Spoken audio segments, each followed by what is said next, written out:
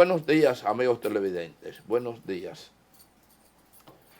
Una vez más con ustedes en una versión de sentido común. Gracias a los técnicos que hacen posible esta conexión con ustedes. Y naturalmente ustedes que nos siguen cada día. Miren, siempre he dicho que sentido común no es un programa común. Sentido común no es un programa común. Sentido común es un programa que dentro de del círculo de los comentarios públicos tiene un lugar que yo no sé cuál es el que usted me quiera dar. Y en ese orden, pues tenemos varias cosas a comentar y siempre tenemos elementos importantes que afectan a colectivos, que afectan a sectores y que afectan nacionalmente al país. Miren, desde que nació el 911, que no es correcto decir 911, el 911, sentido común, ha tenido gran simpatía por ese programa de asistencia y siempre lo hemos defendido y lo seguimos defendiendo. El 911 es una necesidad nacional y fue un acierto implementar, ejecutar el programa 911, que debió haber sido antes, pero eso no tiene importancia. La importancia fue desde el día que se ejecutó hasta la fecha de hoy. Ha tenido su alta, su baja, etcétera. Pero lo importante es que institucionalmente está en ejecución un programa de alta importancia ciudadana. Sin embargo, hay algunas cosas que a veces uno la toca y los malos entendidos por un lado, la mala fe por otro, en fin, crean todo lo que es contrario a la intención del comentarista o del periodista que hace una nota, en fin. Muchas veces lo hacen con mala fe y hasta con otros fines. Pero en otras ocasiones nada de eso, sino con certeza de lo que se está planteando o con el desconocimiento a manera de pregunta, como es el caso nuestro en el día de hoy. Los reglamentos que le aplican a los empleados en muchas instituciones son, en muchos casos de ellos, reglamentos justos internos, pero que por alguna razón nunca han sido explicados y el público no lo digiere como justo y lo critica como injusto. Y así hay muchos casos. ¿Por qué se hace esto de esta forma cuando aquella otra forma puede resultar mejor? Pero ahí hay un limbo de la respuesta, porque nadie, ni la institución, se ha ocupado de alguna forma, ya sea a través de su relacionista, a decir, no, lo hacemos así porque lo hacíamos de esta manera y encontramos que no hacían fraude. Encontramos que manejaban y manipulaban el funcionamiento y decidimos temporal o permanentemente hacerlo de esta manera. El consumidor, el usuario, va a entender debidamente qué pasa. Pero cuando no hay esas explicaciones, entonces lo que hay es una especulación que lleva a la incertidumbre al usuario y crea la fricción entre prestador de servicio y el demandante de los servicios. Y el 911, que sin duda alguna es una institución, para ya llamarla como tal, que presta en la intención el mejor de los servicios de protección ciudadana en los casos de emergencia. Y hay que decirlo, ¿por qué no?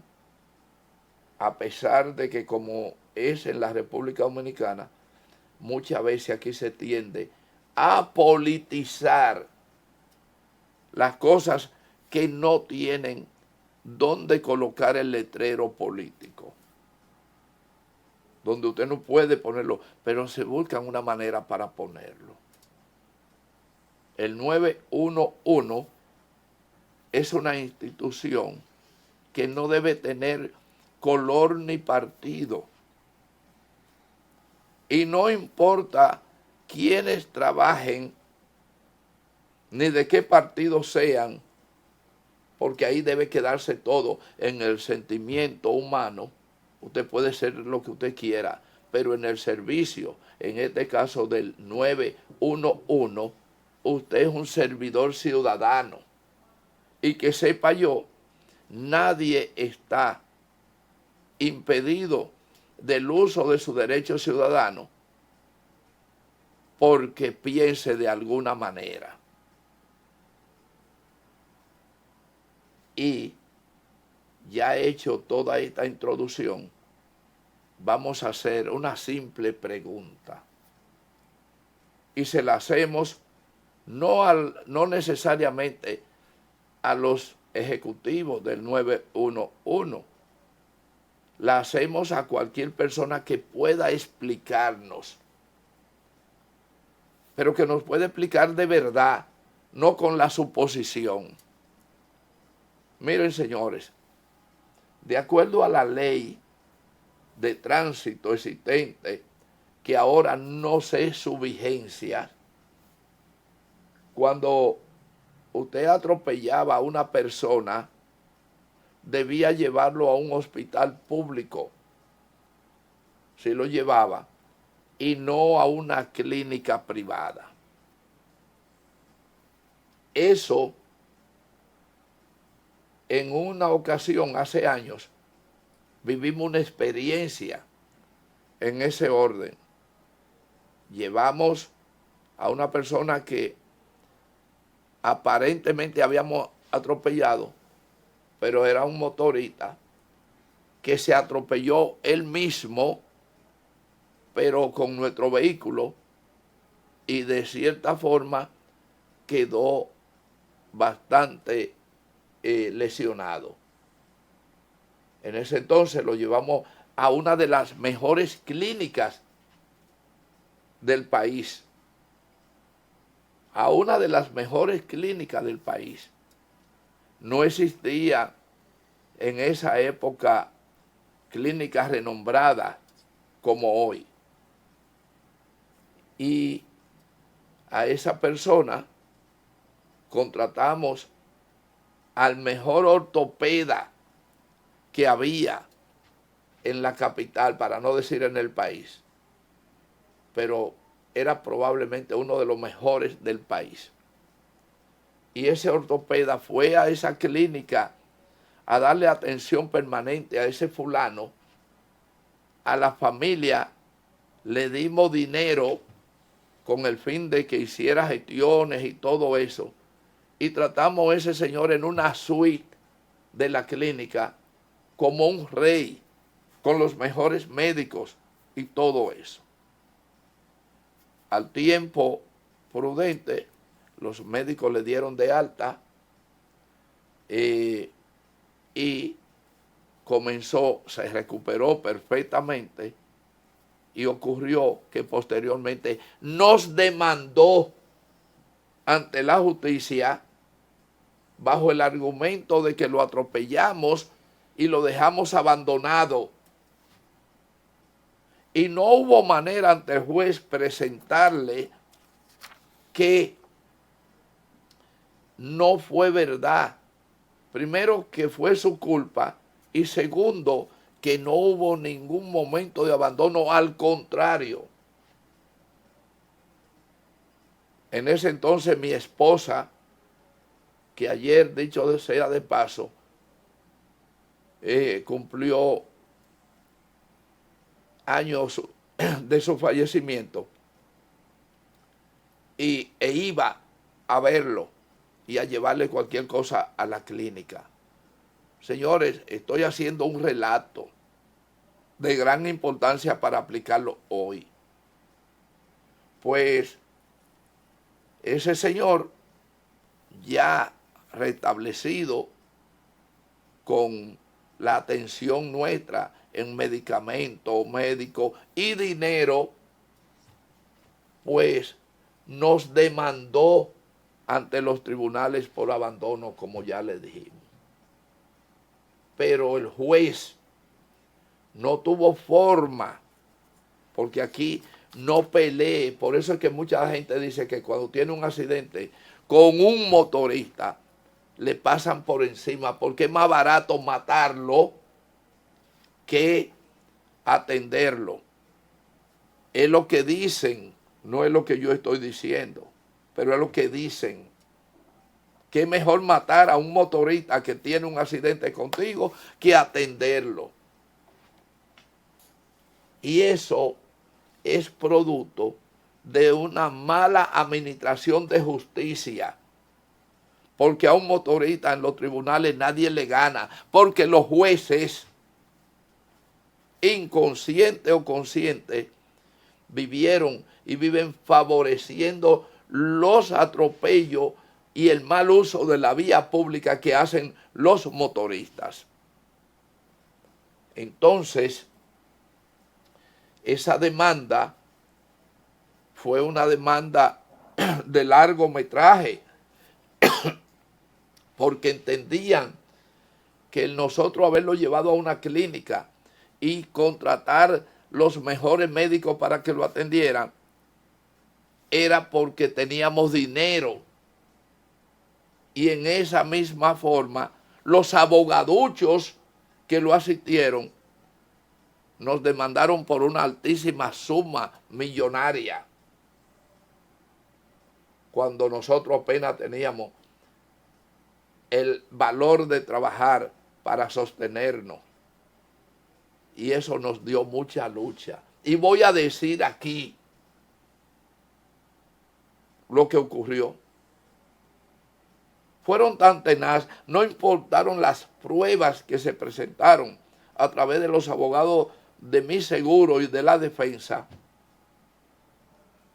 que finalmente tuvimos que hacer un acto de delincuencia, robándonos el expediente de la justicia, pagando para desaparecer el expediente, porque estábamos condenados por toda parte con aquel adefesio de juicio. Y así pudimos deshacernos de aquel abuso que hoy todavía existe. Y los jueces hoy, sin conciencia, favorecen en todo caso a un delincuente motorista, y cuando hablo de un delincuente no estoy diciendo a todos, pero hay muchos delincuentes, y no delincuentes en otras cuantías, sino delincuentes porque viven violando las leyes elementales del tránsito. Pero todavía no he hecho la pregunta, pero la voy a hacer porque el tiempo me obliga en esta exposición tan larga. Señores, 911, expliquen por qué cuando el 911 asiste a un caso de accidente, ¿por qué se le prohíbe o las instrucciones que hay es que ese lesionado sea llevado al Darío Contreras u otro hospital público cuando tiene doliente que lo quiere llevar a la clínica más cercana y quieren ingresarlo en una clínica por aquello de no ir a hacer una cola que son odiosas y que vamos a hablar de eso, porque aquí las colas no importan la prioridad ni la gravedad. Hay que esperar. Y de eso también hablaremos. Pero la pregunta es, ¿por qué el 911 instruye a los operadores que no lleven a una clínica cercana a un lesionado a requerimiento de los familiares que están en la escena del accidente incluso, o que llegan allí? Y eso lo estamos formulando por experiencia vivida reciente, muy recientemente, cuando quisimos trasladar a unas 4 o 5 esquinas, pedirle a la ambulancia del 911 que nos ayudara para dejar el herido en una clínica muy conocida en la zona de Gascue, por Bellas Artes, para que ese herido recibiera la más rápida atenciones a nivel de especialistas privados. Entiendo alguna cosa del asunto, pero después de responsabilizarse y firmar para no llevarlo al hospital donde están instruidos los operadores del 911, ¿por qué no darle la oportunidad en el vehículo adecuado para llevarlo a una clínica que no está o que no estaba a más de 4 esquinas? Pueden haber mucha lógica para explicarla, pero yo no la comprendo y la quiero comprender. Y si la comprendo voy a estar de acuerdo, pero hasta ahora no la entiendo. Tengo un herido tirado en el suelo, llega una ambulancia y se le dice, mire, déjemelo por favor en la clínica Gómez Patiño. 1, 2, 3, 4 esquinas. Y dicen, no, está prohibido. Pero la prohibición tiene que tener una flexibilidad en el orden de que aparezca alguien responsable que firme todo lo necesario en ese sentido. ¿Cuál es la negativa de darle una bola en esa circunstancia? Entonces, vuelvo y repito, si lo quieren entender un ataque al programa 911, lo lamento porque a lo mejor no lo hemos sabido expresar, pero somos simpatizantes y defendemos el 911, pero tenemos también algunas preguntas que hacer como esa. Nos vamos a la pausa, retornaremos con más en sentido común, porque entendemos que esto que acabamos de explicar tiene relación con el sentido común. Señor director.